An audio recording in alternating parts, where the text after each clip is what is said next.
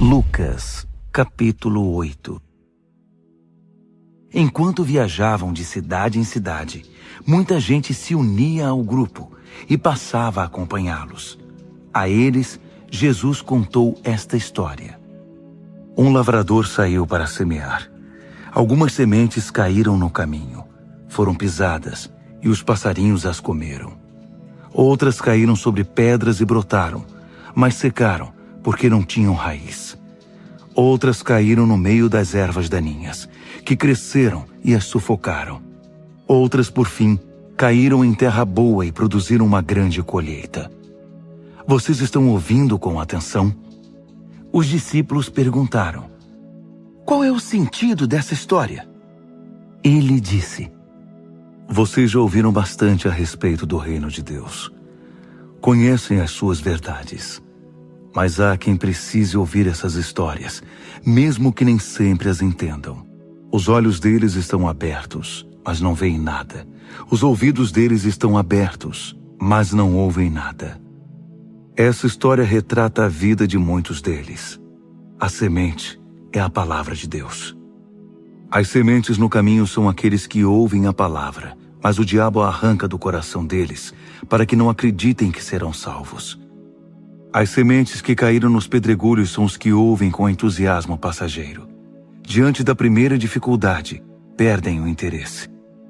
As sementes que caíram entre as ervas daninhas são os que ouvem a palavra, mas a preocupação constante com o amanhã e a ilusão de viver para ganhar dinheiro e divertir-se a sufocam.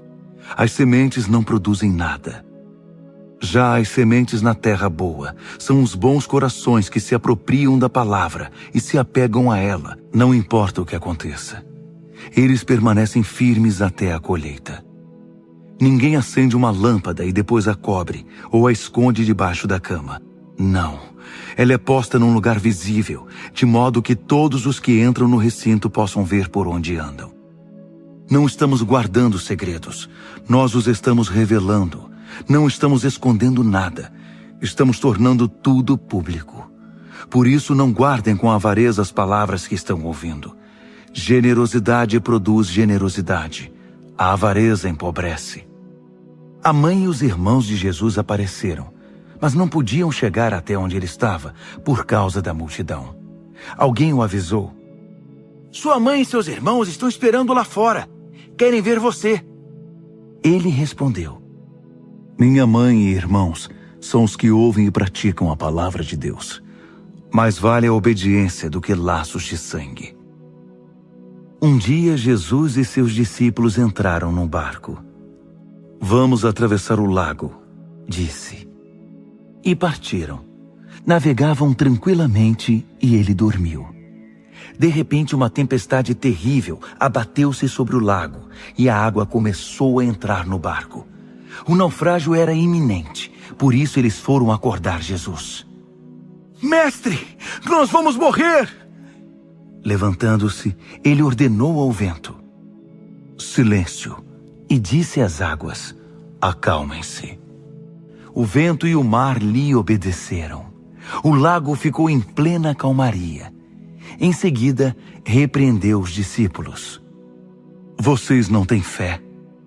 Atemorizados e chocados, eles gaguejavam: quem é este homem? Ele dá ordens ao vento e ao mar, e eles obedecem ao comando dele. Eles navegaram até a terra dos Gerazenos, na margem oposta à da Galileia. Quando Jesus desembarcou, um louco da cidade, vítima de demônios, ficou frente a frente com ele. O homem não usava roupas fazia muito tempo. Havia saído de casa e morava no cemitério. Quando viu Jesus, caiu diante dele, gritando: o que queres comigo? Tu és Jesus, o Filho do Deus Altíssimo. Não me castigues! O homem disse isso porque Jesus tinha ordenado ao espírito maligno que saísse dele. O demônio fazia o homem ter convulsões. Por isso ficava sempre vigiado, amarrado com correntes e algemas, mas enlouquecido e dominado pelo demônio, arrebentava as correntes. Jesus perguntou: qual é seu nome? Meu nome é Multidão.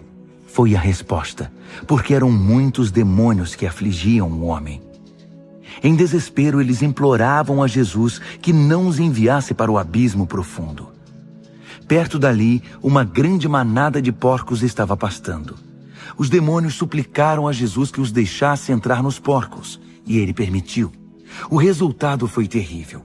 Enlouquecidos, os porcos pularam de um penhasco e se afogaram no lago. Aterrorizados, os que cuidavam dos porcos saíram em disparada e contaram tudo o que viram na cidade e por toda a região. O povo foi conferir de perto a situação. Encontraram um homem de quem os demônios haviam saído assentado aos pés de Jesus, usando roupas decentes e em perfeito juízo.